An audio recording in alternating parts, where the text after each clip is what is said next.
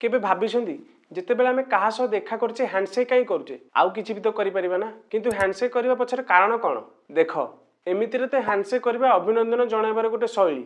जेमिति आमे नमस्कार करूचे किंतु जदि आमे समय पछकु जिबा पाखापाखि 500 ख्रीष्टपूर्व को आउ हैंडशेक करिबार कारण को खोजिबा ताहले जानिबा जे इतिहास एही समय लोक धन संपत्ति पई परस्पर को मारिबाकू चाहुथिले सब जगह केवल युद्ध होउथला आउ एमिति गोटे समय गोटे लोक को सामना लोक ऊपर भरोसा करिबा बहुत ही कठिन थिला काहेकि ना लोक सेते बेले किछि एमिति हथियार को लुचेकी रखुथिले आउ अचानक सामना वाला को अटैक कर दउथिले जोथि पई यार गोटे सॉल्यूशन बाहर करागला जेतेबेले को लोक अन्य लोक को देखा करिबा जाउथला प्रथमे से तार हाथ को आगू बढ़ाऊला हाथ मिसेबा